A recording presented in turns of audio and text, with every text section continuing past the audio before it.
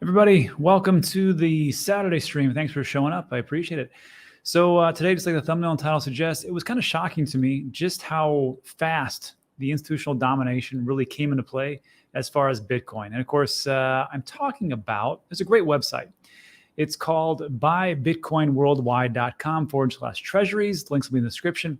And I was taking a look at this and just how fast the ETFs, so the institutions, have actually acquired everything. Actually, let me pull up here, and we get to see that. The BlackRocks, the Fidelity, the Grayscales, they have a boatload of Bitcoin. And when you take a look at the percentage of as far as 21 million, it's almost 4%, and it's only been what are we talking about? A couple of weeks, something like that. So just imagine that in 2 weeks, this is what they've accumulated. Can you imagine what's going to be like in 4 weeks, 6 months, 10 years? It just makes me kind of concerned about concentration. Of course, people will say, it's not a big deal because there's so much Bitcoin out there. And of course, we'll never sell. I don't really think that's true. I think at some point along the line, people will sell a little bit and it'll just kind of just get into those hands. But that's either here or there. That's just speculation. I just want to show you just how fast it's actually happened. What was crazy to me is that these ETFs actually have almost double than what the countries do. And of course, public companies, private, only 1%, and Bitcoin mining companies 0.18. And we can actually break this down. We can just see how much the concentration actually is across the board as far as private companies. Now, of course, Michael Saylor, they're almost at 200,000 Bitcoin, which is roughly the amount that is in the estate of Mt. Gox. So I find it quite interesting about how much they've accumulated over time. And they've been doing it the right way, dollar cost averaging, OTC, using CoinDesk, so on and so forth. And of course, Mara, one of the big Bitcoin mining operations, 15,000. And Tesla, who had over 60,000 Bitcoin at one point, trimmed its position, is still in the number 3 position. I think that's very bullish for us if we take a look at it. Hut 8, Coinbase, Galaxy Digital, Mike and his crew. And also, I was looking around here, I couldn't believe it, but Voyager Digital has 2,200. So see how that works out as time goes on. So that is the companies. USA, and of course, USA just filed a addendum. Looks like they're going to sell off some of their Bitcoin, roughly about $130 million worth, which isn't a big deal. But they have roughly the same amount as we took a look at a MicroStrategy, almost 207,000. China, assuming 194,000, Ukraine, and so on and so forth. And then this is the interesting one. Mt. Gox still has 200,000. I know everybody gives it a bad rap, like Mt. Gox is going to, dump on us and it's going to happen. But even so, I don't think people are going to sell 200,000 of Bitcoin right off the block. If they know anything about Bitcoin, they probably do if they got in back then, 2013, 2014. They probably know that it's a pretty good idea just to hold until after the halving, but I could be wrong. So that's what we have. And then moving down into the whole point of this, the trusts. Grayscale, unfortunately, has the lion's share. They'll drop off, but they have 500,000, 512,000. BlackRock is almost 50, CoinShares 48, Fidelity 43, and so on and so forth. So I know people will look at this and they'll say, that's a lot, for what it is, and it's kind of worrisome. But I wanted to just talk to you about this. The reason why I bring this up is because out of all the things we just talked about, the number of Bitcoin, it's only 2 million. Now, the total max supply is roughly, total max supply is not roughly, total max supply is 21 million straight. It's not scarce. It's finite. And roughly 19.7 or so million have already been mined. We won't see the last one mined until 2140. So I think we got a little bit of time. And the value today out of those 2 million Bitcoin is $85 billion. What is that? That is 10% of the total amount. So even though people will say, institutions are really, getting into it, it's kind of worrisome. There's still a lot in the hands of the general Joe and Jane, just like you and me. And I think it's not too bad and not too much to worry about now. Now, as time moves on, it could be a little bit worrisome. And if you want to take a look at, you can always check that website. Also, if you go to blackrock.com, you can find out their holdings. This is as of January 25th, and it matches up exactly with the Treasury website we just took a look at. They've got 49,000 of Bitcoin, and market value is just under $2 billion total. So again, I think it's an interesting case. And if we're talking about Bitcoin dominance right now, as far as like who holds what, it's the institutions. Anyhow, let me know what you think about that in the comment section. Yes, we are holding more, but institutions are making their way up. Also, the economy. I know people are kind of concerned still about this. I think we hear rumblings of recessions here and there, and of course yield inversions and such and so forth. And there's something to be said. But there was a report that just came out on Friday, and it looks like things are positive. I didn't hear too much about this. I think everybody's been talking about the ETF. So here's something to be a little bit more bullish about. So this was from Blockworks. They said that personal consumer expenditures, or PCE index they released Friday, was in line with analysts' expectations. They showed a 0.2% increase in December and a 2.9% high year over year. Numbers are a sign that while inflation is still up, which we can all feel, it is trending lower. And that's what we want to hear. We want to hear that inflation's going down. That means that Jerome Powell and the gang can finally maybe talk about a little bit of pivot action. Of course, once they pivot, we know that there's going to be a recession around the corner, but we get out of the way, and that's exactly what we want. Spending last month increased 0.7%. I find this interesting. Spending last month increased almost a point, comfortably exceeding the 0.5% that was expected. Again, I believe this is adjusted for time frame because, of course, last month was holidays. That was expected. Craig Earlham, senior market analyst at Oanda. He states it's another sign that the U.S. consumer and economy are in a very healthy shape going into the new year. I would just make a little preface, which is this. Right now, if you take a look at the amount of debt as far as credit cards, we're at a near all-time high. So we're looking at roughly $1 trillion in credit card debt. So I know that we've spent a lot. I think a lot of that is on credit cards and debt. So we'll see how that all shakes out as time goes on. And then also a little bit bullish news, Truflation. You can find them at truflation.com, where they pull in all the on-time data as fast as they possibly can, a lot of different data points. Of course, these are the things that the Fed doesn't use.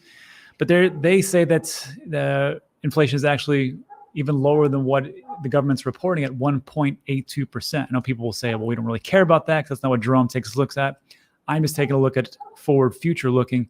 And it looks like inflation may be under control, and we'll see if those rate hikes or those rate cuts come in. Anyhow, let me know what you think about that in the comment section. I find that quite bullish.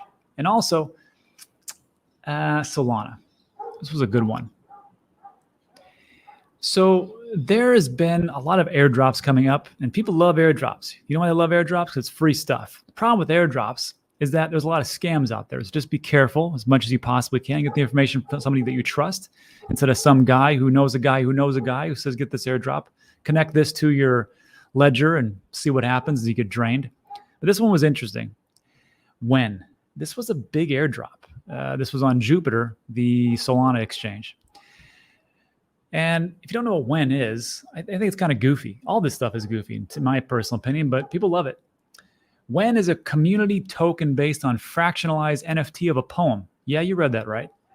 Fractionalized NFT of a poem. Using tech from Oval NFT, Jupiter Exchange split founder Where Mao's poem, A Love Letter to Wen Bros, into 1 trillion pieces. Can't make that up. Anyhow, as you may or may not know, according to data reviewed by CoinDesk, just under half of the wallets who made Wen's whitelist had claimed their tokens by press time. Each eligible wallet gets the same amount of Wen, which is 643,000 tokens, which, if you think about it, it's not bad because it's worth about $70. That's roughly, well, it's almost one Solana. I think Solana is roughly around $98 right now, so not too bad, or a heck of a lot of XRP. So if you haven't done this already, I'll show you how to do it. Wen's creators minted 1 trillion Wen, earmarked 700 billion of it for this 3-day airdrop, which is going on right now. And what did that mean for the wallet? The wallets? Well, Phantom wallet, which I use too. I use Phantom and Titus. They're both hot wallets. They had a big problem with that. They said, while we did our best to prepare, the Wen airdrop showed we still have more work to do. Solana ecosystem operating at an unprecedented scale in crypto. Proud to have helped, and some other stuff they say. So essentially what they said is like, look, Solana, the ecosystem could handle it. We couldn't handle it. And we're going to try to do better when we do the Jupiter airdrop. So if you are so inclined to do this, I did this actually last night. It's very simple. You go to the website, jup.ag, jup.ag. The link's in the description. Don't try to search for it. You'll probably go to a scam website. I put the link in there, not just to waste my time, but so that if you do it, you go to the right place. When you go there, if you've used the Jupiter decentralized exchange at any point in time, you just hook up. Let me show you how this works. I actually recorded it. This is my phone, actually. So you just click that button. You say, hey, is this you? Yes, it's me. You connect your Phantom wallet, connect. And then you click that button, claim win. And then you confirm it. And of course, there's like no fees because it's Solana. I mean, there's some fee, but it's like ridiculously low. And that's it.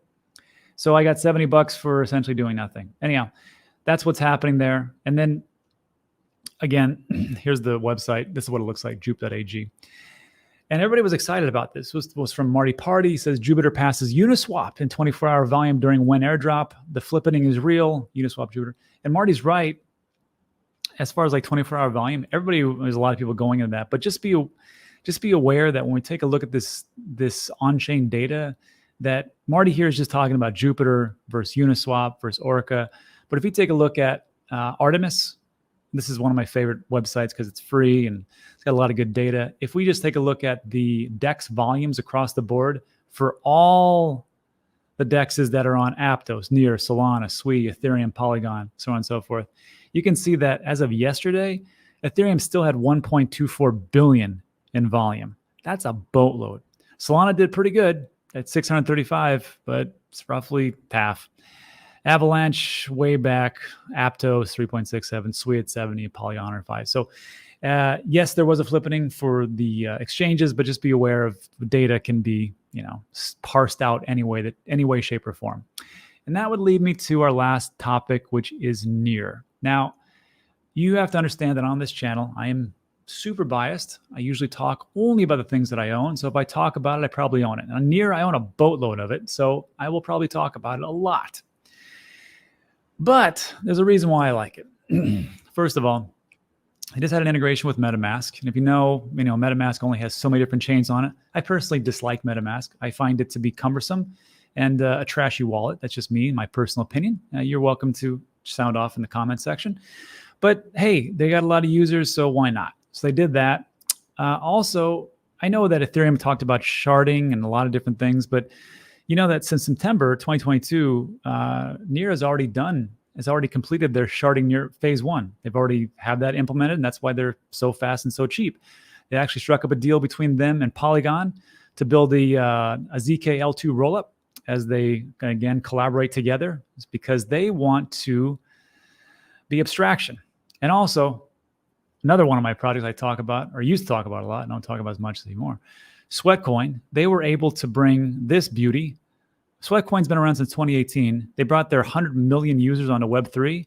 They didn't skip a beat. There was no downfall.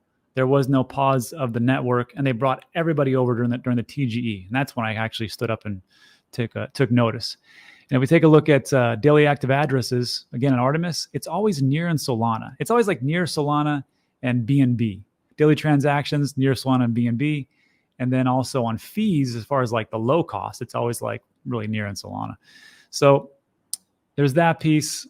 But this whole thing about abstraction, I did a interview with Illia, who's the founder of Near, and he kept talking about chain abstraction. So I just want to lay this out for everybody. Chain abstraction is essentially, if you can think about the days before the internet was smooth, like in the late 90s, early 2000s when I was around, it was a big pain in the A, like to kind of move around, and you had to do these different services and dial-ups, and it was a big hassle, and you actually were kind of seeing under the hood.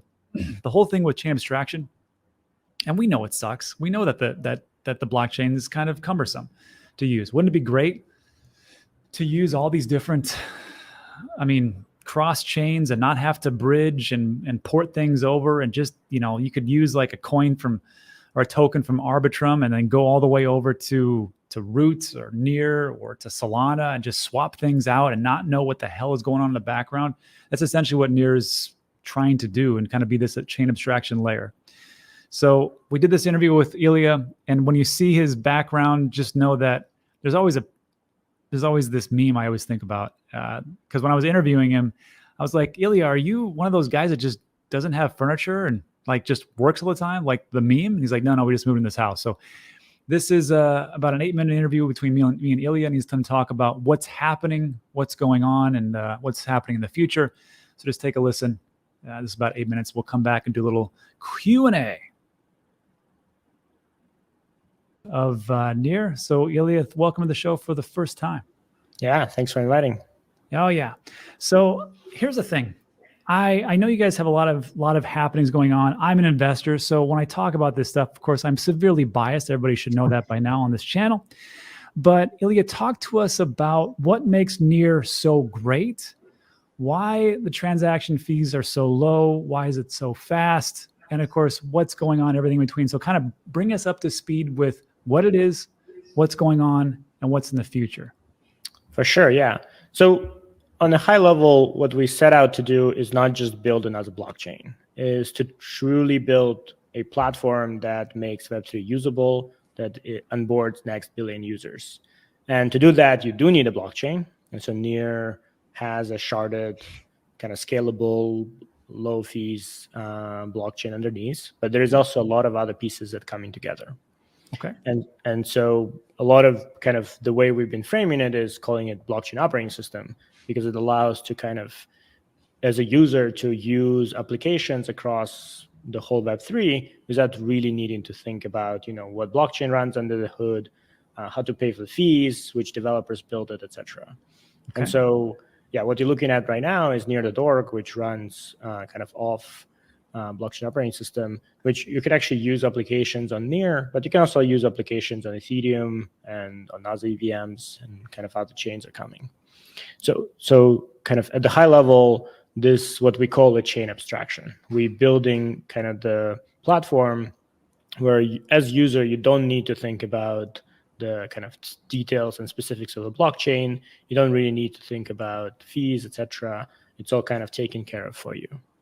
Now, to power that, we have kind of set of components, or a stack of infrastructure that we build. And the first part is Nir blockchain, which is sharded, scalable layer 1. It's built with a few things in mind: how to make it the most user-friendly, the most developer-friendly, and the most scalable platform. And from this perspective, the way to build scalable platforms is to follow very similar pattern to Web2. So generally, the way to scale any system is to add more computers that in parallel process more problems, right? More transactions, more data, store more data, etc. And right now we see kind of various ecosystems taking different approaches, right? Cosmos took the approach of having a bunch of different chains, and each chain is its own application. And now you as a user need to think about which application it is. Do you have fees there? Like, do you need to bridge? Ethereum took a rollup approach, which is still a parallel processing if you have multiple rollups. But what we see is every rollup has the same thing, right? They're pretty much kind of just mirrors of each other. Right. What Nir took is approach where you have kind of underneath the same parallel processing, lots of machine doing different work, accepting different transactions. But as a user, you don't need to see it. You don't actually see that, we have multiple shards that processing things in parallel. You're just interacting it as if it's a single blockchain. And that is, again, user-friendly, but it also allows to continue growing the capacity of the network. So we can keep adding more shards to the network to the level as the demand grows, without users and developers in this case to think about kind of capacity of the network. They don't need to care about it. They don't need to worry about it. And actually, for developers on Nir, you can have your application anywhere from nobody's using it to actually as if you had your own app chain, as if you had your own Cosmos chain or rollup or subnet or whatever, because the Nir network can actually scale to that and let you have your full capacity of kind of a single shard. So that's kind of generally how we enable both scalability, and through scalability, it means we can have lowest fees, right? And so you have a graphic here that shows that we actually have lowest fees right now on average in the market, enabling pretty much the most transactions you can do if you're spending $10. Yeah. So okay. So that's a lot to break down. But let's just talk about, and you said it right. Everybody wants something that works in the background they don't have to see, and it is fast and it is cheap and it just works. That's really all we care about. And it looks like that's what's happening right here. So you did it. There was a graphic here. This was from, this is January 20th of this year, 2024. How many average transactions can you perform with $10 per chain? Obviously, I just used Ethereum this weekend, as a matter of fact, to do some kind of crazy degen play. And I paid $15.14 or something crazy like that just for one transaction. That's not going to happen. It's not going to, it cannot work and it cannot scale like that. That's why they're doing layer twos. But I found this interesting that if you're taking a look at $10 per chain, you're saying with Avalanche, you can get roughly $1 because we're looking at $11.99. I think this might be laying into the fact of when they had the problem with their ordinals, which is the same thing that's going on with Bitcoin. Binance Smart Chain 21, Atom 56, Solana 132, and then you guys over here with 849 transactions for $10. Is that pretty much accurate what we're looking at here? Yeah, exactly. This price is actually in dollars at the bottom. So Near is like 1 cent or even fraction of a cent. Solana is like 7 cents, and then Avalanche, I mean, 80 cents, but even like at 40 cents, it's pretty expensive. It is pretty interesting because when we're talking about Near, because I'm a big believer in Sweatcoin, and I'll be honest with you, Illia, I did not think you guys were going to pull it off when you guys did the TGE for Sweat, because you took a product from Web 2, which had over 100 million users, and brought them all the way onto the chain, and you didn't have a hiccup. There was no shutdown, and it actually worked. And after that, I became a believer. I'm like, if they can do that, if they can take all those Web 2 people and actually make it work and not shut down, I'm like, there's something to be said.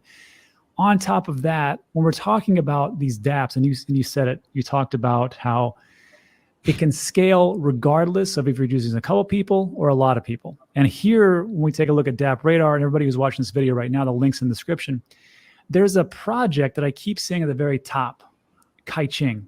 And then, so when you're talking about this, you guys really, I mean, actually, 2 of your projects are in the top 10. And Sweatcoin, So it's three out of top 10 in monthly actives are. Oh, that's right. Here. Play Ember, you have your game on here. Yeah, it makes sense. Yeah.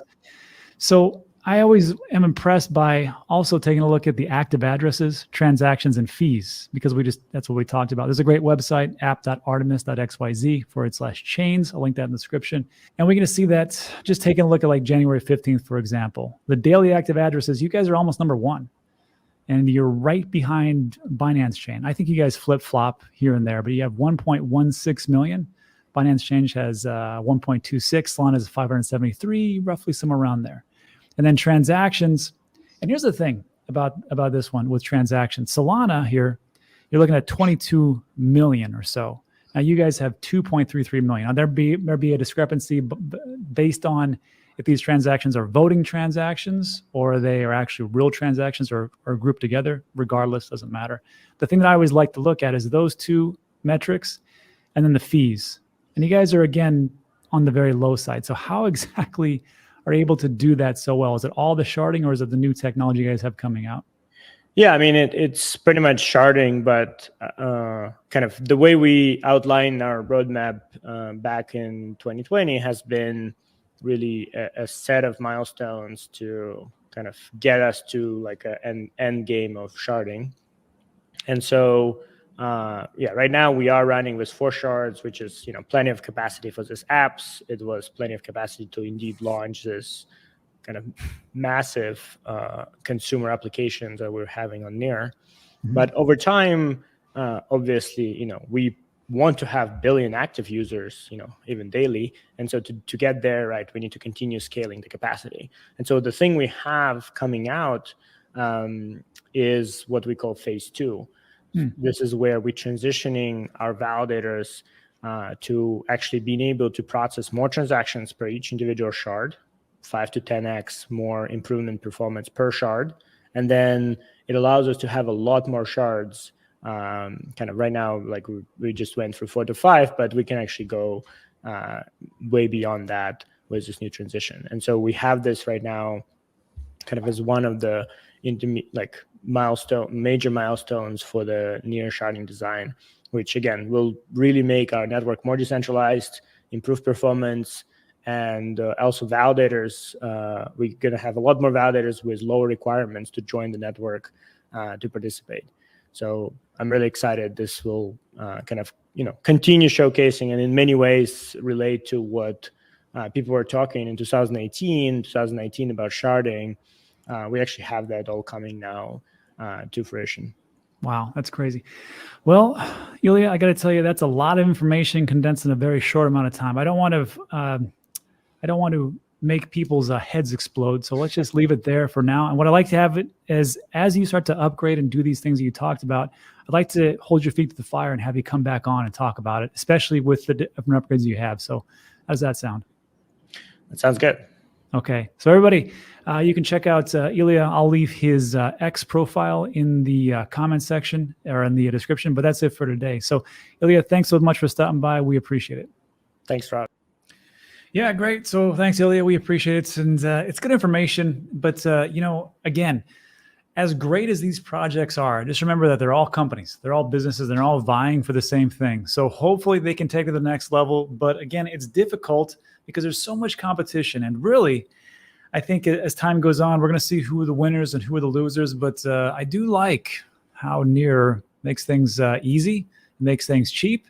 They got a lot of people on it. So that takes care of today for the news and everything else. Thanks so much for stopping by. I appreciate it. If you want to stick